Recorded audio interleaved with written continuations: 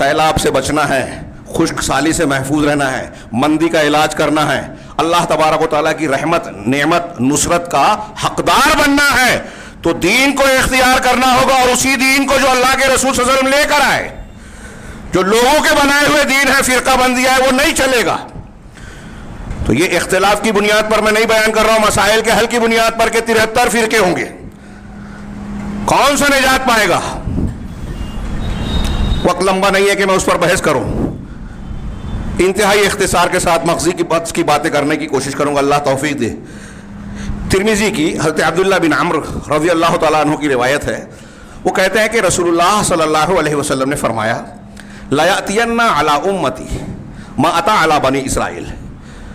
میری امت پر ضرور بضرور وہ حالت اور کیفیت آئے گی، وہ صورتحال آئے گی جو بنی اسرائیل پر آئی. حذو النعل بالنعل، بالکل ایک جوتا دوسرے جوتے کے جیسے ہوتا ہے، ہو بہو ایک دم. بنی اسرائیل میں جیسا ہوا تھا میری امت میں بھی ہوگا. اس کی ایک مثال بھی دی آپ نے اس روایت میں، دوسری روایتوں میں دوسری مثالیں ہیں. کہا حتیٰ ان کان منہم من اطاع امہ علانیۃ لکان فی امتی من یصنع ذلک. یہاں تک کہ اگر بنی اسرائیل میں کوئی ایسا شخص رہا ہو جو علانیہ کھلے عام اپنی ماں کے ساتھ اس نے بدکاری کی ہو، اپنی ماں کے پاس آیا ہو، تو میری امت میں بھی ایسا شخص ہوگا جو یہ کام کرے گا. نبی صلی اللہ علیہ وسلم فرما رہے ہیں. اس کے اگلا جملہ ہے وَإِنَّ بنی اسرائیل تفرقت إِلَىٰ 72 فرقہ. بنی اسرائیل 72 فرقوں میں بٹے. وَتَفْتَرِقُ أُمَّتِي إِلَىٰ 73 فرقہ. فرقہ نہیں، ملہ کا لفظ ہے اس حدیث میں کہ 72 ملت میں بٹے، میری امت 73 ملت میں جماعتوں میں بڑھ جائے گی.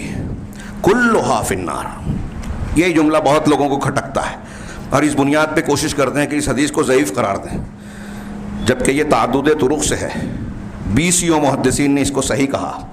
علامہ ابن تیمیہ نے محفوظ کہا. علامہ سیوطی اکیلے ہیں جو کہتے ہیں کہ متواتر ہیں. امام ترمذی، امام حاکم، امام بہقی، امام بوصیری، ابن وزیر، ابن حزم، ایسے بہت سارے لوگ ہیں جو اسے صحیح کہتے ہیں. تو کہا کلھا فی النار، سب کے سب جہنم میں جائیں گے. یہاں ایک وضاحت کر دوں، شاید اس کا موقع نہ ملے، وہاں میں نے کی تھی کہ یہ جہنم میں جانے والا ہر کوئی جو ہوگا، ایسا ضروری نہیں ہے کہ مشرک اور کافر شرک اکبر والا جیسے ہمیشہ ہمیشہ رہے ویسا ہی یہ بھی ہو. جن کی گمراہی شرک اکبر اور کفر اکبر کے درجے کی ہوگی وہ جہنم میں ہمیشہ رہیں گے.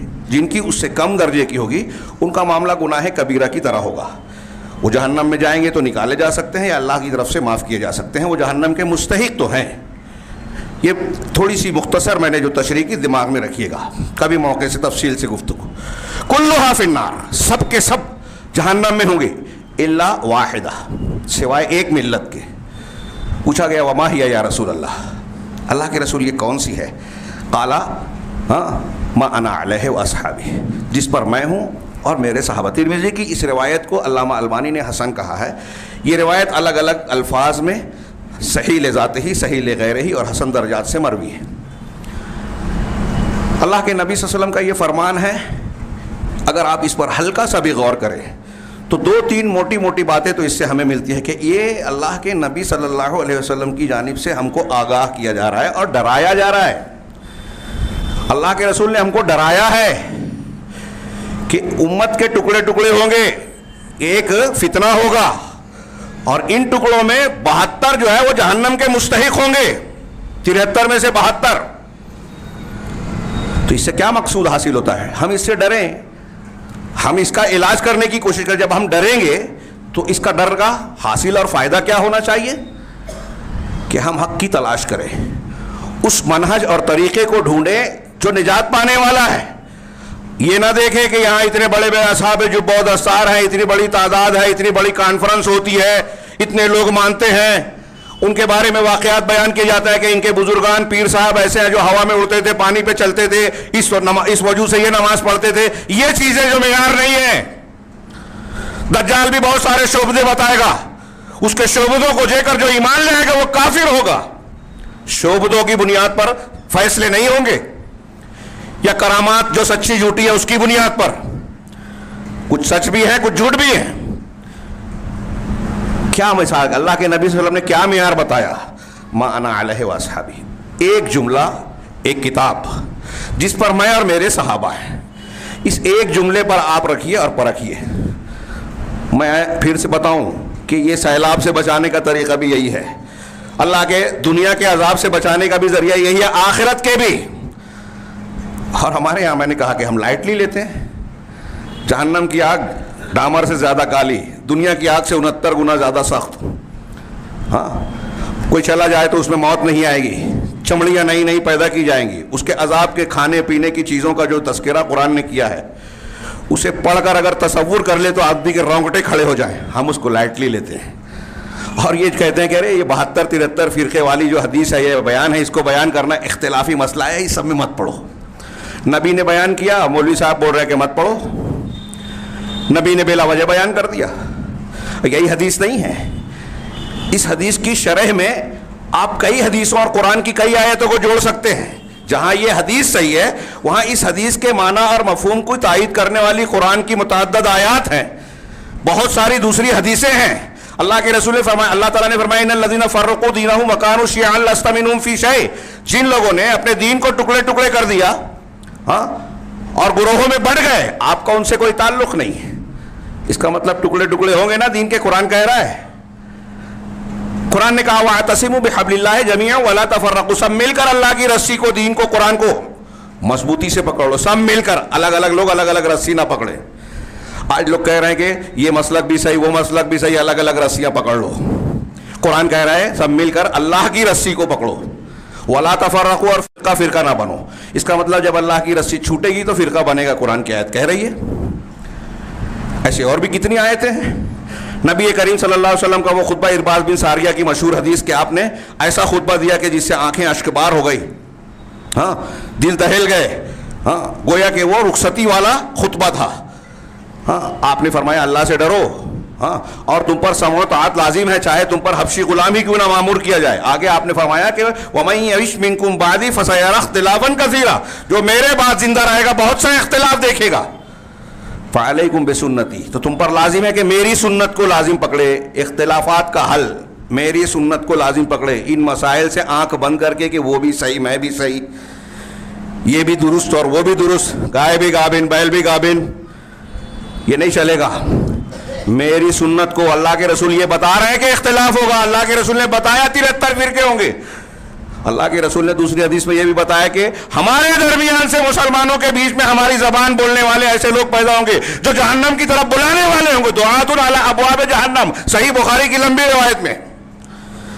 ہمارے بیچ ایسے لوگ ہوں گے جو جہنم کی طرف بلائیں. تو پہچاننا چاہیے کہ نہیں کہ ہم جس کو بھی دیکھ رہے ہیں اچھا سمجھ رہے ہیں, یہ جبے دستار والا ہے, لمبی داڑھی والا ہے, اس کو اتنے لوگ پیر مانتے ہیں, لہذا ہم بھی اس کے پیچھے چل پڑے. نبی صلی اللہ علیہ وسلم کی بات بیکار ہے کیا؟ آپ کہہ رہے ہیں ہمارے درمیان کے کچھ لوگ, کتنے زیادہ چونکنے کی بات ہے, مسلمانوں کے بیچ ہوں گے لیکن جہنم کے دروازے کی طرف بلائیں گے. آج کتنے لوگ جا رہے ہیں. تو نبی صلی اللہ علیہ وسلم نے فرمایا کہ میری سنت, میرے خلفائے راشدین کی سنت جو میرے بعد ہوں گے, وہی ما انا علیہ واصحابی کی تفسیر ہو رہی ہے. ایک حدیث دوسری حدیث کے معنی کی تعیین کر رہی ہے. اس حدیث کی اگر آپ تفصیل میں جائیں, میں نے گورے گاؤں میں شیخ ابن باز کا پورا قول ترجمہ کر کے سنایا تھا کہ یہ کون لوگ ہیں. یہ اصحاب اہل حق نجات پانے والا گروہ وہ ہے جو حق پر اکٹھا ہوئے, حق پر اکٹھا ہوئے. امام بخاری, ابن مبارک, دوسرے دنیا کے دوسرے محدثین کہتے ہیں حق پر اکٹھا ہونے والے جماعت ہیں, چاہے وہ اکیلا آدمی کیوں نہ ہو. عبداللہ ابن مسعود کہتے ہیں کہ اگر تم اکیلے ہو, حق پر ہو, تو جماعت ہو, جیسے ابراہیم علیہ السلام تھے. اور اگر بہت بڑی بھیڑ ہے لیکن اگر باطل پر ہے تو جماعت نہیں ہے, فرقہ ہے, گروہ ہے, زیادہ حق سے ہٹے ہوئے ہیں. اللہ کے رسول نے کہا نا 73 ہوں گے, تو کیسے 73 ہوں گے؟ نبی صلی اللہ علیہ وسلم کا طریقہ تو ایک ہی ہے جو جنت کی طرف جا رہا ہے. اب اس راستے سے جو ہٹے گا, جتنا ہٹے گا اتنا فرقہ بنتا جائے گا, الگ ہوتا جائے گا. اور جو اسی طریقے پہ ہے وہ الگ نہیں ہوئے, وہ جماعت ہیں. دوسری حدیثوں میں ہے کہ وہ کون ہوں گے نجات پانے والے, تو اللہ کے رسول نے کہا الجماع, وہ الجماعت ہے. یہ جماعت کون ہے؟ جو نبی کے طریقے سے آپ کے دور سے مسلسل چلے آ رہے ہیں. امام حاکم رحمہ اللہ نے ان کی لمبی تشریح کی. ان کے جو اوصاف بیان کیے, میرے ہاتھ میں جو کاغذات ہیں, علماء کی تصریحات میں ان کی جو اوصاف بیان کیے گئے, اگر اس میں سے ایک ایک جملے کی تشریح کروں تو کم سے کم ایک آدھے خطبے کا ٹائم چاہیے کہ یہ وہ لوگ ہیں جو سنتوں کو پڑھتے ہیں، قرآن کو پڑھتے ہیں، قرآن سمجھتے ہیں، اس پر عمل کرتے ہیں، حدیثوں کو پڑھتے ہیں، حدیثوں کے لیے محنت کرتے ہیں، مساجد میں حلقہ بناتے ہیں. حدیث کی آج کل ہمارے یہاں فرصت نہیں ہے لوگوں کو. مسجدوں میں قرآن و حدیث کا درس کرتے ہیں، پڑھتے پڑھاتے ہیں، اس میں صحیح غلط کی چھٹائی کرتے ہیں. جو سنتوں سے اور اہل سنت سے محبت کرتے ہیں، بدعتوں اور اہل بدعت سے نفرت کرتے ہیں. میں نے کہا کہ ایک ایک جملے کی تشریح کرو، بڑا وقت چاہیے. بدعت اور اہل بدعت سے نفرت یہ اہل حق کی پہچان ہے. پھر سے سنیے، یہ جو لوگ حق پر ہیں نا، ان کی ایک پہچان یہ ہے کہ بدعت کی اور اہل بدعت کی تائید نہیں کرتے، ان کا ساتھ نہیں دیتے. آج ہمارے نوجوان گمراہ لوگوں کو لائک کر رہے ہیں. جو صحابہ کرام کو گالی دیتا ہے اس کو سنتے ہیں، مولویوں پر اہل حق پر تنقیدیں کرتے ہیں. جو دین کی خدمت اور توحید اور سنت والا ہے اس کی چھپی ہوئی برائیوں کو پھیلانے کی کوشش کرتے ہیں. ان سے نفرت کر رہے ہیں، اہل سنت سے. پورے تحریکی، اخوان المسلمین، جماعت اسلامی، فلاں فلاں بدعتی جتنے ہیں، سارے بدعتی. سلف کے اقوال ہیں کہ دنیا کے جتنے باطل پرست اور بدعتی ہیں سب اہل حدیث سے چل رکھتے ہیں، سب اہل حق کی مخالفت کرتے ہیں. یہ بدعتیوں کی پہچان ہے. شیخ عبد القادر جیلانی نے لکھا، علامہ ابن تیمیہ نے لکھا. موقع نہیں ہے انہیں کے اقوال کو پیش کروں، میں صرف اشارے کر رہا ہوں، تحقیق کر لیجیے. یہ پہچان ہے.